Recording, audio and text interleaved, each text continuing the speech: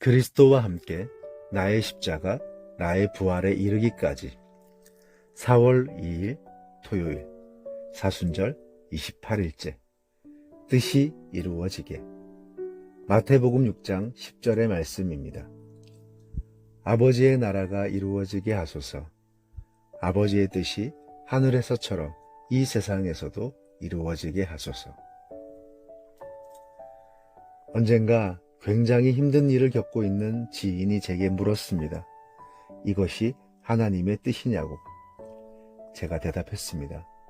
이것 자체가 하나님의 뜻이라고는 할 수 없지만 여기에도 하나님의 뜻은 있습니다. 그 뜻은 형제님을 향한 사랑이고 이를 통해 더 좋은 그릇으로 준비되게 하고 형제님과 같은 일을 겪는 이들을 섬기는 자가 되게 하기 위함입니다. 하나님은 공평하신 하나님일까요? 물론 우리를 향한 사랑에 있어서 하나님은 공평하신 하나님입니다.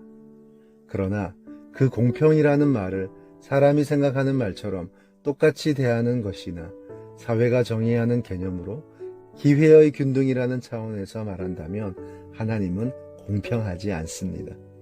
하나님은 사람이 생각하는 그런 공평하신 하나님이 아닙니다. 다만 하나님은 당신의 뜻을 가지고 계십니다. 내 뜻도 있지만 하나님의 뜻도 있습니다. 겟세마네 동산에서 기도하실 때 예수님은 분명 자신의 생각이 있었습니다. 이 잔, 곧 십자가의 죽음을 옮겨달라는 것입니다. 그러나 예수님은 당신의 뜻을 관철시키지 않고 말씀하십니다. 그러나 아버지여, 내 뜻대로 마시고 아버지의 뜻대로 하시길 원합니다. 영적 여행의 시작도 끝도 하나님과 하나님의 나라와 하나님의 뜻을 구하는 데에 있습니다. 어떻게 하나님의 뜻을 알 수 있을까요? 먼저 하나님의 뜻은 성서 속에 있습니다. 성서의 말씀을 반복적으로 읽고 배우면 하나님의 뜻이 수면 위로 드러납니다. 그리고 자신이 원하는 방향으로 응답이 오지 않아도 순종할 각오를 해야 합니다.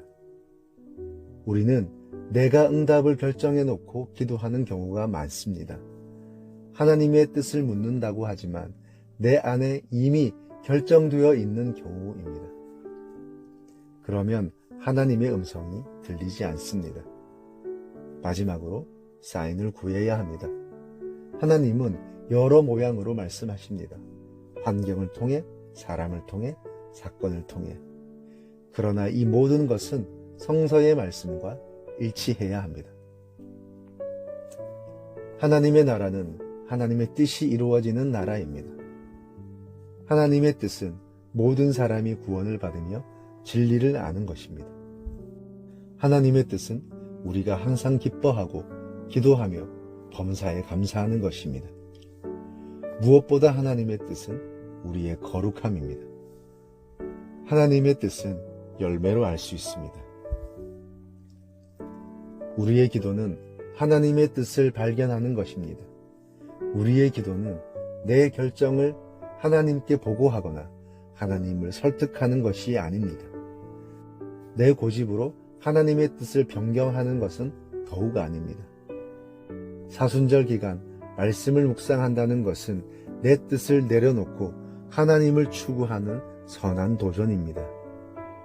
삶의 진정한 생동감, 참된 의미는 하나님의 뜻이 내 삶에 이루어질 때 주어집니다. 하나님, 내 속에 내가 너무도 많습니다. 하나님의 뜻을 구한다고 하지만 여전히 내 뜻을 관철시키려 합니다. 하나님께도 내 주변의 사람들에게도. 이 사순절 기간에 하나님의 뜻에 더 가까이 가고 변화와 성숙이 일어나는 시간 되게 하옵소서. 예수님의 이름으로 기도합니다. 아멘.